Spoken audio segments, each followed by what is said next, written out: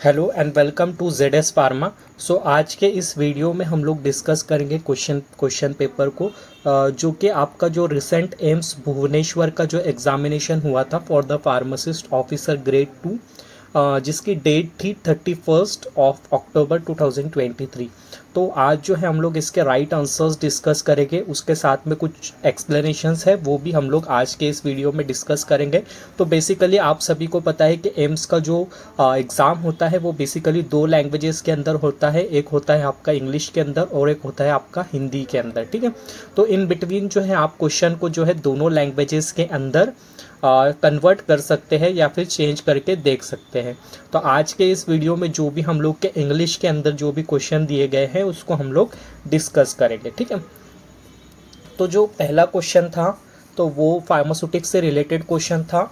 तो वो हम लोग देखते हैं, विच liquid oral dosage form typically consist of the mixture of oil and water require shaking before use. अभी इसके अंदर क्या पूछ रहा है कि ऑयल और वाटर का जो है मिक्सचर होता है जिसको हम लोग को शेक करना पड़ता है यूज़ करने से पहले। तो काफ़ी बेसिक क्वेश्चन था डिस्पेंसिंग फार्मेसी से रिलेटेड और इंडस्ट्रियल फार्मेसी से रिलेटेड। तो इसका राइट आंसर था इमल्शन। ओके, अभी हम लोग देखते हैं इमल्शन और suspension, that what is the major differences between emulsion and suspension. तो emulsion it is the heterogeneous mixture of two immiscible liquid. Emulsion के अंदर क्या होता है, लिक्विड होता है, ठीक है। मतलब कि एक जो होता है वो आपका ऑयल फेज होता है और दूसरा जो होता है वो होता है आपका वाटर फेज। ओके, एक तो ऑयल फेज होगा या फिर वाटर फेज होगा या फिर वाटर इन ऑयल। तो इस तरह से जो है इमल्शन आते हैं। इसके अलावा इसके अंदर मल्टीपल इमल्शंस भी आते हैं, जैसे O/W/O या फिर W/O/O, W/O/W। तो इस तरह के ये जो होते हैं इसको हम लोग बोलते हैं मल्टीपल इमल्शन। ओके, और इस तरह से भी आता है आपका इमल्शन। देन सस्पेंशन क्या होता है बेसिकली, तो it is the heterogeneous mixture. इसके अंदर क्या होता है कि disperse particle settled on standing. तो सस्पेंशन के अंदर क्या होता है कि जो पार्टिकल्स होते हैं, ठीक है, सॉलिड जो पार्टिकल्स होते हैं वो डिस्पर्स्ड होते हैं लिक्विड फेज के अंदर, तो जब जाके आपका सस्पेंशन बनता है। ओके, सो ये मेजर डिफरेंसेस है सस्पेंशन और इमल्शन के बीच में। जैसे कि इसके अंदर जो डिस्पर्स पार्टिकल साइज जो होती है वो फ्रॉम 1 to 100,000 नैनोमीटर तक के होता है, और इसके अंदर जो डिस्पर्स पार्टिकल साइज जो होती है मोर देन 1000 नैनोमीटर भी हो सकता है। उसके बाद में particles are not visible through the naked eyes, particles are visible through the naked eyes. It can be separated by filtration, it can not be separated by filtration. Emulsion को हम लोग जो है फिल्टरेशन से सेपरेट नहीं कर सकते हैं। Okay,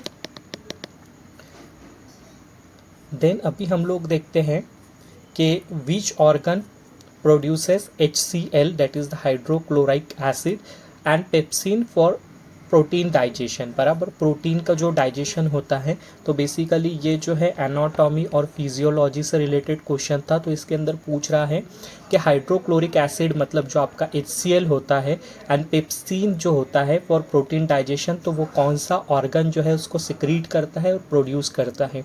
so right answer for this question is stomach. Okay, so अभी हम लोग थोड़ा सा एक्सप्लेनेशन देख लेते हैं कि hydrochloric acid secreted from the gastric parietal cell, जो कि गैस्ट्रिक पैराइटल सेल होते हैं वो सिक्रीट करते हैं HCl, generates the strongly acidic environment for the gastric lumen which kills food derived bacteria, facilitate the food digestion and promote the absorption of the mineral including phosphate, calcium and iron. So basically HCl is secreted by the stomach, और stomach के अंदर भी जो है आपका gastric parietal cell से ये secrete होता है। Okay, then next question is, which of the following sexually transmitted disease is caused by the bacterium and can lead to the chronic pelvic pain, fertility issue if left untreated। तो question का मतलब ये है कि कौन सा ऐसा STD है, STD means sexually transmitted disease, जो कि बैक्टीरिया से होता है और जो है आपको क्रोनिक पेन, पेल्विक पेन होता है उसके अंदर, और फर्टिलिटी इश्यूज भी आते हैं पेशेंट के अंदर अगर हम लोग इसको ट्रीट नहीं करते हैं। तो इसका जो राइट आंसर है वो है क्लैमिडिया, ठीक है। तो क्लैमिडिया के अंदर क्या होता है basically, the chlamydia infection cause a buildup of the scarring that block the fallopian tissue and prevent the fertilisation. मतलब इसके अंदर क्या होता है कि जो फैलोपियन ट्यूब होता है उसका ब्लॉकेज हो जाता है, ठीक है। उसकी वजह से क्या होता है कि ये जो है फर्टिलाइजेशन प्रिवेंट करता है, उसकी वजह से फर्टिलाइजेशन नहीं होता है। ओके, नेक्स्ट क्वेश्चन जो है वो भी एनाटॉमी से रिलेटेड है। तो ये क्वेश्चन है कि which organ system is responsible for supporting the body and protecting the internal organ and facilitating the movement. तो काफ़ी बेसिक क्वेश्चन था। Right answer is skeletal muscle. तो स्केलेटल मसल्स जो होते हैं तो उसका मेन फंक्शन क्या है, शेप एंड स्ट्रक्चर प्रोवाइड करते हैं बॉडी को, प्रोटेक्ट करते हैं ऑर्गन को। मसल अटैचमेंट के अंदर इनका इंपॉर्टेंट रोल होता है, produce the blood cells and calcium storage, calcium भी ये स्टोर करते हैं।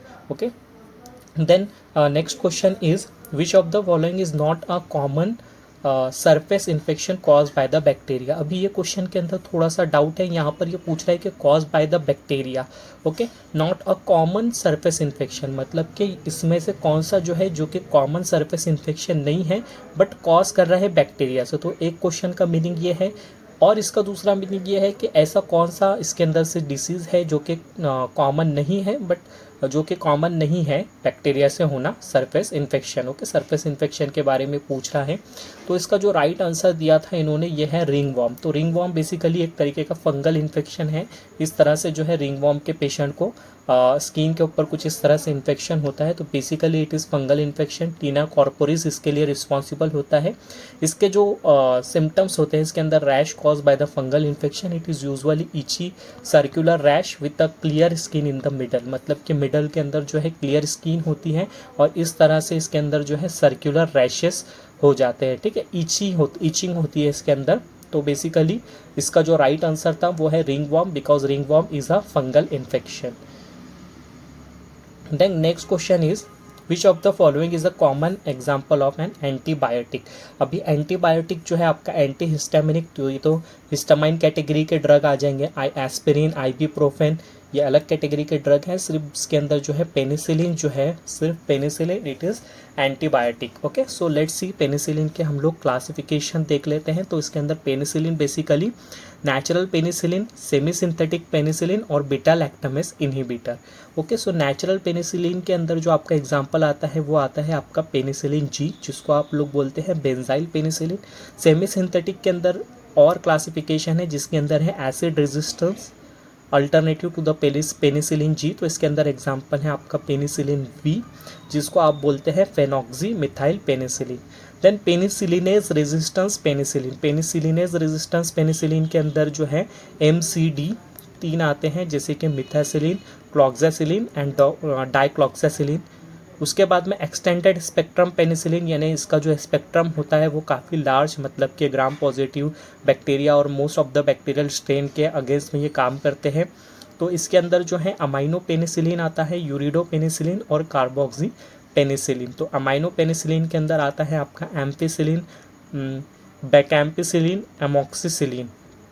यूरिडो पेनिसिलिन के अंदर piperacillin and mezlocillin and carboxy penicillin के अंदर है carbenicillin. Okay, so this is the classification. Okay, classification about penicillin. So ये भी काफ़ी इंपॉर्टेंट है, इसको आप लोग लर्न कर सकते हो। ओके, नेक्स्ट क्वेश्चन की तरफ हम लोग बढ़ते हैं। In compounding of pharmacies what is the critical consideration when work with the powder medication. मतलब कि अगर पाउडर मेडिकेशन के साथ में कोई फार्मासिस्ट अगर काम कर रहे हैं उसको डिस्पेंसिंग के लिए या फिर उसके फॉर्मुलेशन के लिए, सो कौन सी कंडीशंस जो है उसने ध्यान में रखना चाहिए। तो इसके अंदर जो इसका राइट आंसर था minimising the exposure to the airborne particle. मतलब पाउडर जो मेडिकेशन है तो उसके अंदर क्या होता है कि कई बार जो पार्टिकल्स है वो एयर के अंदर सस्पेंड हो जाते हैं। सो फार्मेसी को जो फार्मासिस्ट होता है उसको इसकी टेक केयर करना चाहिए कि उसका जो एक्सपोजर है वो मिनिमम हो। ओके, देन उसके बाद में नेक्स्ट क्वेश्चन था in digestive system what is the primary function of small intestine. तो स्मॉल इंटेस्टाइन का जो प्राइमरी फंक्शन है रेगुलेटिंग ब्लड शुगर, ये तो नहीं है, स्टोरिंग बाइल भी नहीं आएगा, डाइजेस्ट प्रोटीन भी नहीं आएगा। इसका जो राइट आंसर था वो था एब्सॉर्बिंग न्यूट्रिएंट्स। ओके, सो ये जो है स्मॉल इंटेस्टाइन का फंक्शन है। Small intestine is responsible for absorbing the nutrient from food we eat.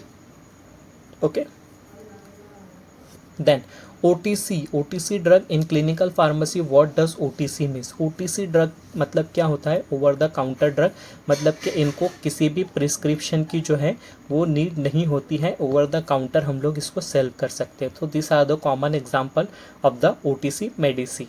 Okay, then एक क्वेश्चन था what does the SLS stand in size separation. SLS के बारे में पूछा था, तो SLS का जो राइट आंसर इसका था static light scattering. Okay, so static light scattering is a technique, okay, it is a technique in physical chemistry that measures the intensity of the scattered light to obtain the average molecular weight, that is the MW of a macromolecule like a protein, like a polymer or a protein in the solution। तो basically एक technique है जो physical chemistry में हम लोग use करते हैं। इसके अंदर हम लोग intensity of the scattered light measure करते हैं, जिसकी मदद से एवरेज मॉलिक्यूलर वेट जो है फाइंड आउट होता है माइक्रोमोलिक्यूल्स का, like the protein and polymer। Okay, then next question is which of the following is a common example of antiviral drug। okay, so antiviral drug के अंदर most of the antiviral drug के last में जो है वीर होता है। ठीक है, तो कई बार ऐसे क्वेश्चन आते हैं, तो आपको अगर समझ नहीं आ रहा तो ऑप्शन के अंदर ये देखना चाहिए कि वीर किसके लास्ट में। तो यहाँ पर जो है ऑस्टेल्मावीर इज राइट आंसर। सो ऑस्टेल्मावीर जो है इसको हम लोग बेसिकली फ्लो वायरल इन्फ्लुएंजा के अंदर यूज़ करते हैं। Okay, the next question is which structure connect the mouth and stomach and aid the solving. काफ़ी बेसिक क्वेश्चन था। इसोफेगस जो हमारे माउथ और स्टमक को जो है एक ट्यूब जैसा आता है जो माउथ और स्टमक को कनेक्ट करता है, उसको हम लोग बोलते हैं oesophagus. Okay, then next question, what is SEC signify in cortex of size separation. तो साइज सेपरेशन के अंदर ACC का मतलब क्या होता है, तो साइज एक्सक्लूजन क्रोमेटोग्राफी। तो इस तरह से क्रोमेटोग्राफिक टेक्निक होती है जिसके अंदर जो है साइज के मदद से हम लोग सेपरेशन करते हैं। तो जो लार्जर मॉलिक्यूल्स होते हैं वो unable to enter the pores, और स्मॉलर मॉलिक्यूल जो है वो पोर्स के अंदर इंटर करते हैं। देन उसके बाद में एक रेहोग्राम और क्रोमेटोग्राम इस तरह से बनता है, सॉरी नॉट रेहोग्राम, क्रोमेटोग्राम इस तरह से बनता है, जिसके अंदर से फिर रिटेंशन टाइम वगैरह उससे हम लोग उसका फर्दर कैलकुलेशन करते हैं। तो size exclusion chromatography also known as the molecular size chromatography, इसका जो दूसरा नाम है साइज एक्सक्लूजन क्रोमेटोग्राफी का वो है molecular size chromatography.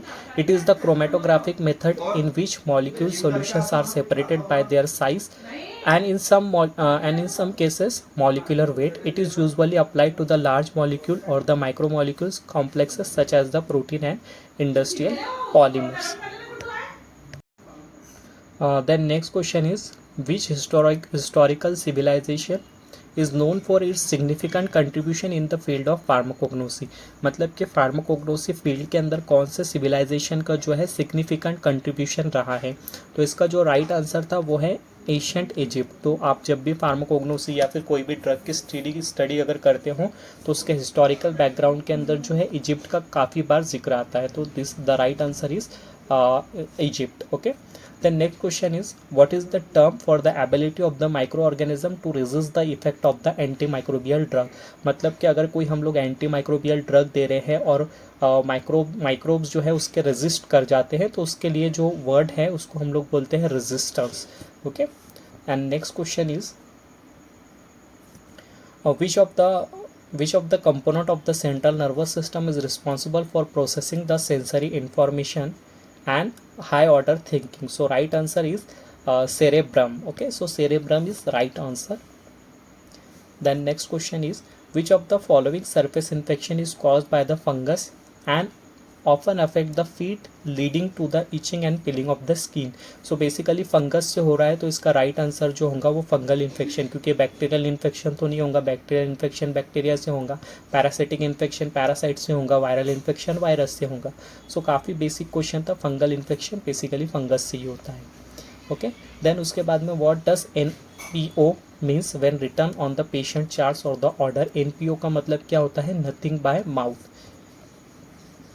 okay, then next question is in context of drying process what lyophilization commonly known as। lyophilization basically एक technique होती है। so right answer is freeze drying। okay, lyophilization एक freeze drying की technique होती है। lyophilization is carried out using a simple principle of the physics, that is sublimation। sublimation is the transition of a substance from solid to the vapor state without first passing through an intermediate liquid phase। okay, so lyophilization is performed at a temperature and a pressure condition below the triple point। okay, जो triple point जो होता है, ठीक है, triple point जो होता है उसके जो है उसके टेम्परेचर, ठीक है, lyophilization is performed at a temperature and pressure condition below the triple point, मतलब कि जो भी कंपाउंड का जो ट्रिपल पॉइंट होता है उसके बिलो हम लोग इसको लेकर के जाते हैं, और जब वो सब्लिमेट होता है और उस टाइम पे फिर हम लोग उसको फ्रीज ड्राइंग करते हैं। Next question is which STD is characterized by the itchy parasitic infection of the pubic hair and it caused by the crab louse? So right answer is Pityris pubis. Okay, next question. In pharmaceutical clarification and filtration, UFDF typically refers to ultrafiltration and diafiltration is right answer. Okay, which of the following classification include the medication that are used to treat and prevent the nausea and vomiting caused by the chemotherapy or the surgery? So nausea and vomiting को जो treat करते हैं उसको हम लोग बोलते हैं anti emetics, depression को जो ट्रीट करते हैं उसको हम लोग बोलते हैं डिप्रेशन, फंगल इन्फेक्शन को जो ट्रीट करते हैं उसको हम लोग बोलते हैं एंटी फंगल, एंटीपायरेटिक्स जो बॉडी के अंदर टेम्परेचर राइज होता है उसको मेंटेन करते हैं तो उसको हम लोग एंटीपायरेटिक बोलते हैं। So here right answer is anti emetics. Okay, next question is what does chromatography play in pharmacognosy? What role does chromatography plays in pharmacognosy, मतलब कि फार्माकोग्नोसी के अंदर क्रोमेटोग्राफी का क्या रोल है, क्या यूज़ है? तो एकदम सिंपल है, identifying and separating the chemical compounds components of a natural product, मतलब कि जो भी हम लोग का नेचुरल प्रोडक्ट होता है उसके अंदर जो भी केमिकल कंपाउंड होते हैं उसको हम लोग इसकी मदद से आइडेंटिफाई करते हैं या फिर सेपरेट आउट कर सकते हैं basically. Then next question is which financial statement represent a company's financial position at a specific point in a time? Okay, so balance sheet is right answer, balance sheet. Next question is what is the primary purpose of adding alcohol to the liquid oral dosage form such as the tincture?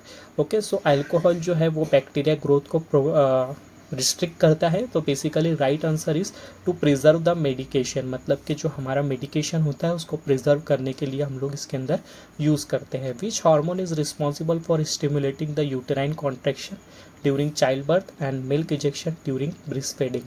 Okay, so which hormone is responsible, मतलब कि कौन सा hormone जो है वो responsible होता है to stimulate the uterine contraction during the child birth and milk injection? तो right answer is oxytocin. So oxytocin के यहाँ पर मैंने फंक्शन मेंशन किया है। So oxytocin is a strong stimulant of uterine contraction. It regulated by the positive feedback mechanism. This lead to the increased intensity of the uterine contraction ending in the birth. Oxytocin also triggers the milk ejection. Okay, contract the myoepithelial cells of the alveoli. तो जो भी उसके मायोइपिथेलियल cell है उसको contract करने की वजह से फिर वहाँ से जो है it trigger the milk ejection. Okay, so this all are the function of oxytocin, आप लोग यहाँ से पढ़ सकते हैं। Then COI basically conflict of interest का फुल फॉर्म है, तो इसके बारे में एक क्वेश्चन था। Next question is in clarification and filtration process the acronym PP commonly represent. PP मतलब कि पॉलीप्रोपिलीन, ठीक है, पॉलीप्रोपिलीन को हम लोग PP से डिनोट करते हैं। So this is right answer. Then which vitamin is offer referred as a sunshine vitamin? Sunshine vitamin because the body can produce it when the skin is expose to the sunlight. तो vitamin D, कई बार हम लोग बोलते हैं ना कि vitamin D जो है वो धूप से सिंथेसाइज होता है, तो जो अर्ली मॉर्निंग के अंदर जो भी सनशाइन होती है उसके अंदर हम लोग को बैठना चाहिए ताकि विटामिन डी का जो है सिंथेसिस हो। ओके, उसके बाद में what is the primary function of planning in management?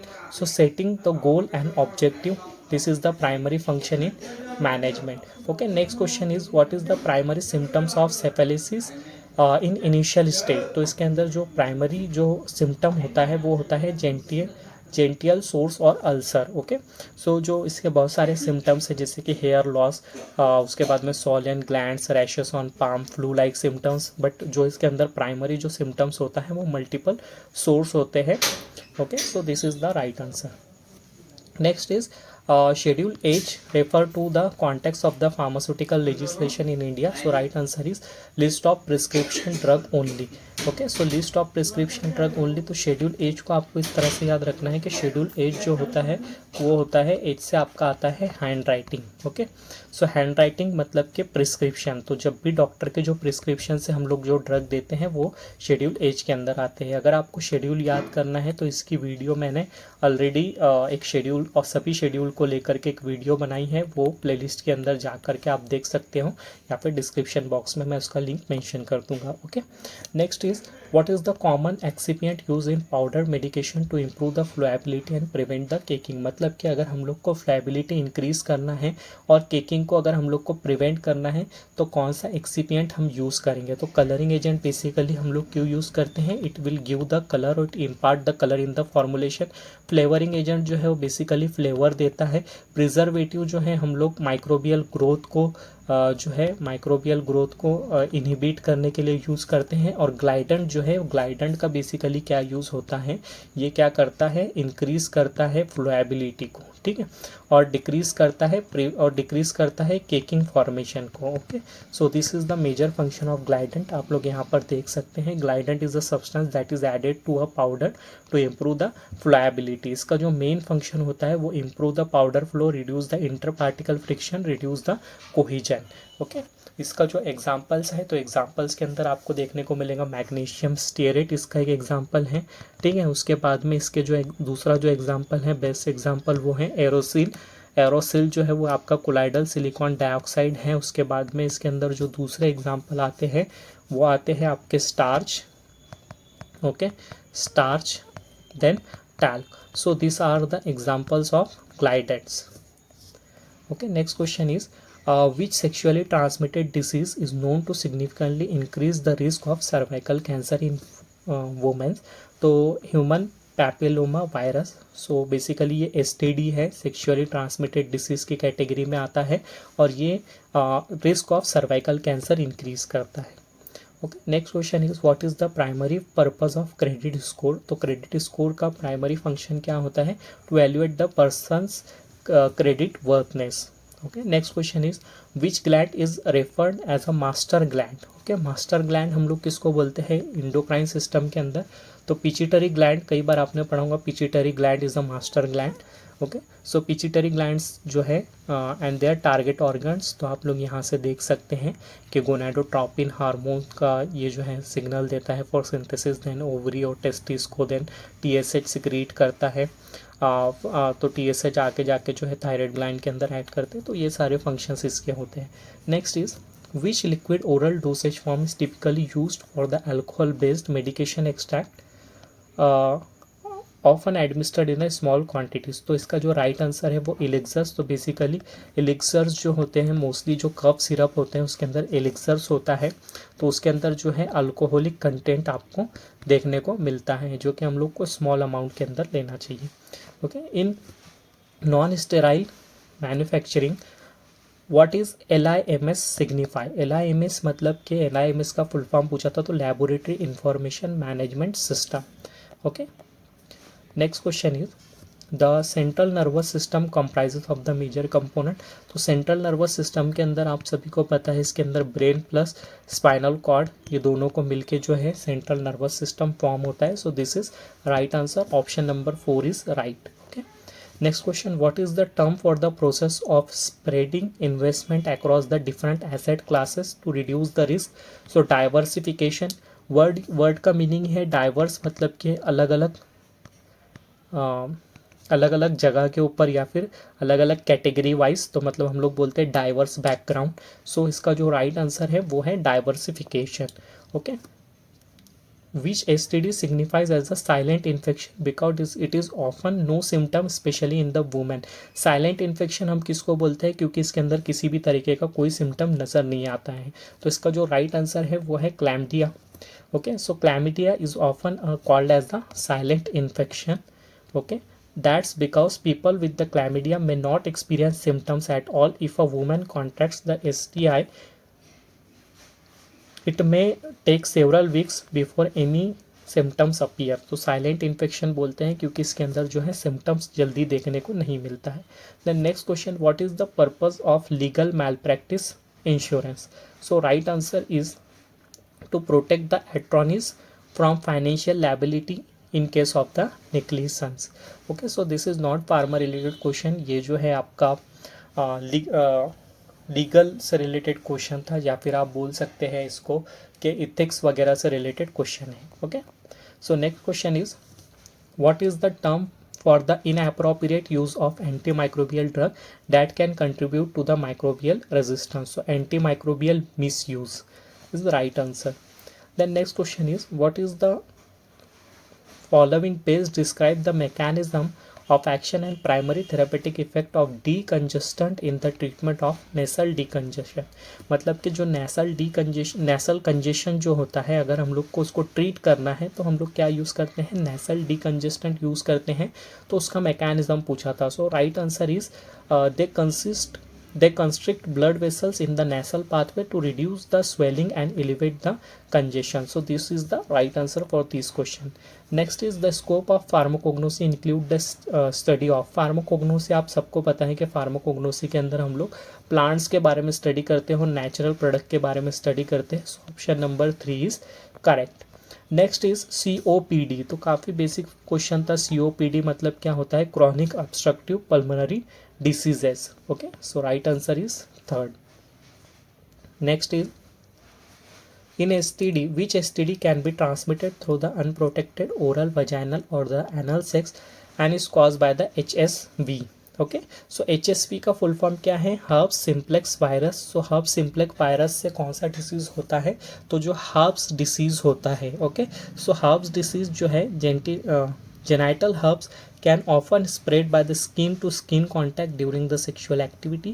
Some people infected with the virus may have very mild symptom or low symptoms. So right answer is herpes। तो ये जो है herpes causes and risk factor आप लोग देख सकते हो, जैसे कि कोई इम्यूनो कॉम्प्रोमाइज्ड पेशेंट है उसके अंदर हो सकता है बिकॉज ऑफ अनप्रोटेक्टेड सेक्स से भी हो सकता है। Okay, next question is RX मतलब क्या होता है? तो बेसिकली RX मीन्स प्रिस्क्रिप्शन। जब भी हम लोग स्टार्ट करते हैं तो RX यूज़ करते हैं। तो as per AIIMS Bhubaneswar right answer is prescription. Okay, next is, what is the term for the powder that are intended to be inhaled into the lungs for respiratory condition?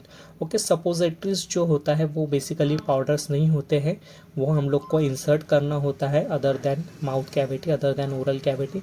Solutions जो होते हैं basically liquid होते हैं। Suspension भी जो होता है basically liquid होता है जिसके अंदर पार्टिकल सस्पेंड करते हैं।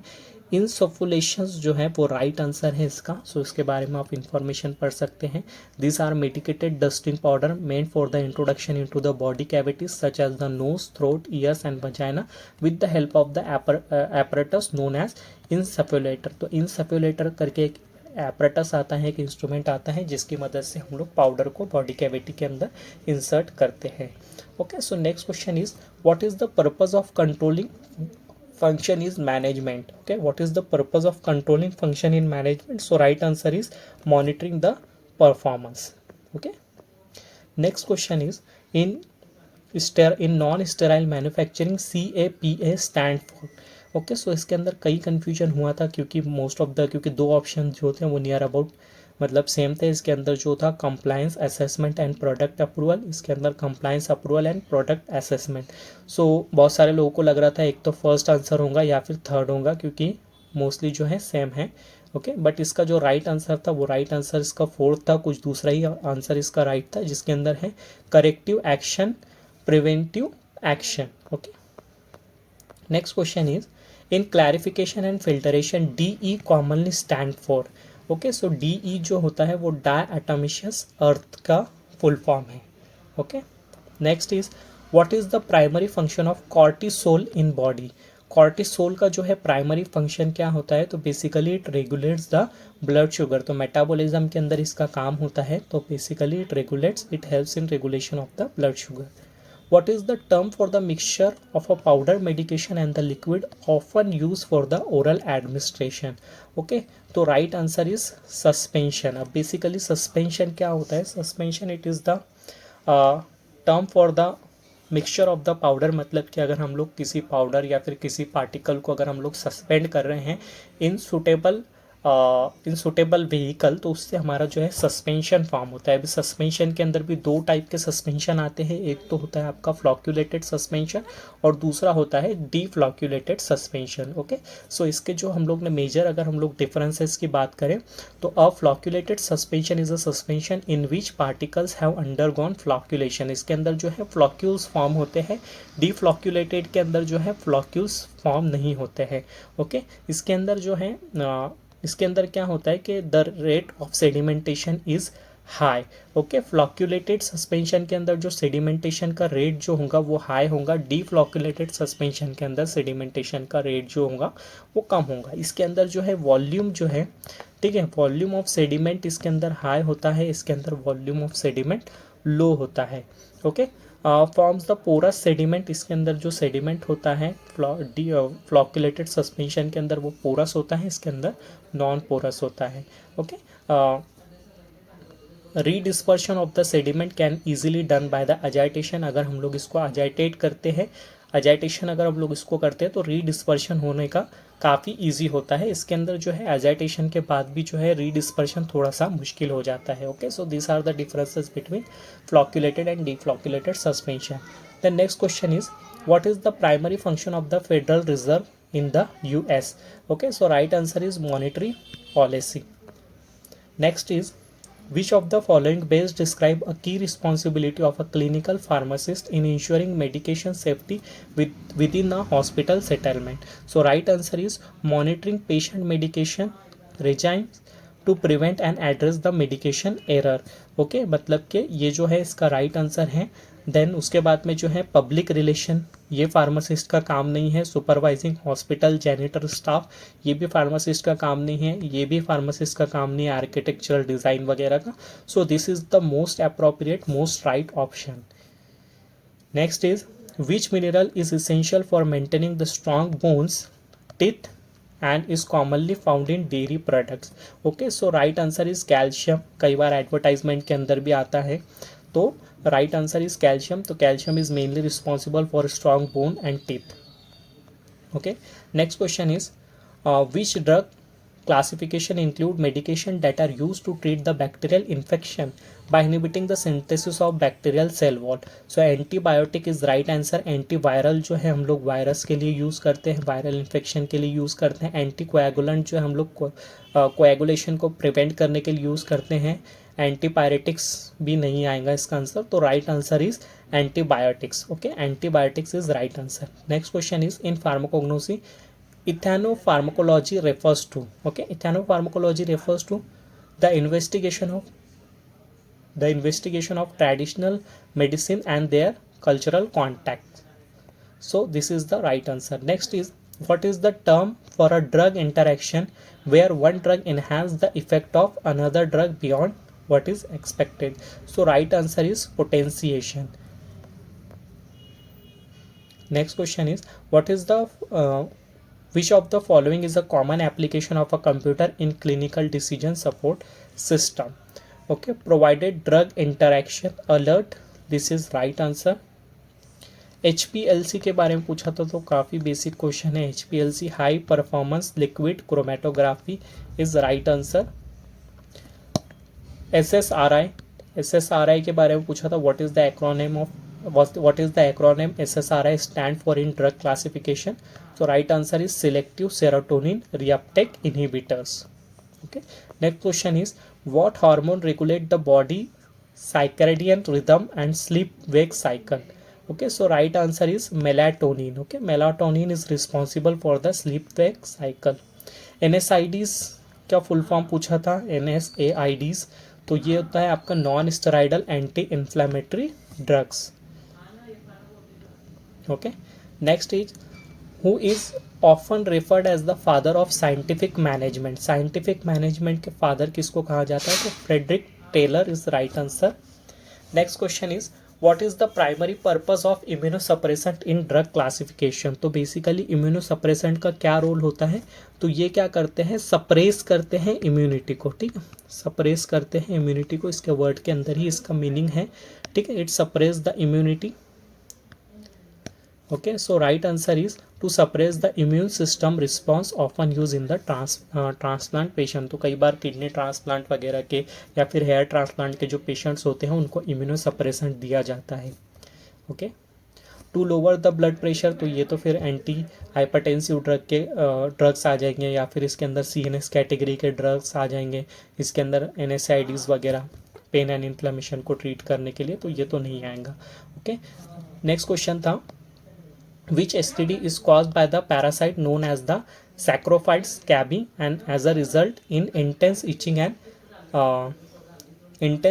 and skin rash. तो इसका जो राइट आंसर है वो है स्कैबिस, क्योंकि जो है बैक्टीरिया के नाम के अंदर ही ये चीज़ मेंशन थी, तो यहाँ से भी एक लॉजिक लग जाता है. Okay, the cardiovascular system primarily consist of CVS के बारे में पूछा था, तो काफ़ी बेसिक था. इसके अंदर heart, blood vessels and blood आएगा, लंग्स और ब्रोंकी तो आपका रेस्पिरेटरी सिस्टम के अंदर आएगा, ये डाइजेस्टिव सिस्टम के अंदर आएगा. Okay, so this is the right answer. Third number का जो आंसर था ऑप्शन था वो राइट आंसर था. Then the term of the micro organism that are resistant to a multiple type of the antimicrobial drug, जिसको हम लोग बोलते हैं super bugs, because super bugs ऐसे माइक्रो ऑर्गेनिज्म होते हैं जो रेजिस्टेंस होते हैं different types of antimicrobial drugs के, डिफरेंट एंटीबायोटिक्स के. Okay, what is the primary purpose of anti spasmodic drugs in drug classification. तो एंटी स्पाज्मोटिक ड्रग क्या करते हैं, जो मसल्स के अंदर जो स्पाज्म और क्रैम्प्स हो जाते हैं उसको रिलीव करते हैं या फिर उसको सही करते हैं. Okay, next question is which mineral is required for the formulation of the strong teeth and bones and often added to the drinking water. मतलब कि ऐसा कौन सा मिनरल है जो स्ट्रॉन्गर टीथ के लिए हम लोग को लगता है और बोन को भी स्ट्रॉन्ग करता है और जिसको हम लोग कॉमनली ड्रिंकिंग वाटर के अंदर भी ऐड करते हैं. तो राइट आंसर इज फ्लोराइड. तो fluoride is naturally occurring metal that people add to the water, food and other products and it helps in the and it helps for the formation of the strong teeth and bones. तो कई बार आपने जो है advertisement में भी देखा होगा, toothpaste के एडवर्टाइजमेंट के अंदर, कि वो लोग जो है फ्लोराइड को इंक्लूड करते हैं in toothpaste for better protection. Okay, so right answer is fluoride. Next question is what does ADHD stand for. Okay, ADHD जो होता है वो attention deficit hyper activity disorder. So this is the full form for this. The next question is RPC represent in cortex of legal ethics. Rules of professional conduct is right answer. So that's all for today. तो आज के इस video के अंदर हम लोग ने जो है एम्स फार्मासिस्ट के अंदर जो भी प्रीवियसली क्वेश्चंस पूछे थे रिसेंट एग्जामिनेशन के अंदर उसको हम लोग ने डिस्कस किया. एम्स भुवनेश्वर के अंदर जो है basically anatomy, physiology, basic pharmacology,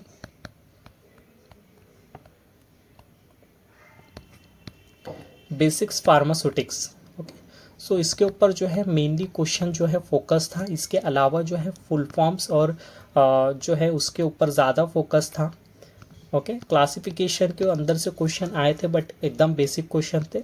so this is the prime area जहाँ से आपको एम्स भुवनेश्वर के अंदर क्वेश्चन देखने को मिला था.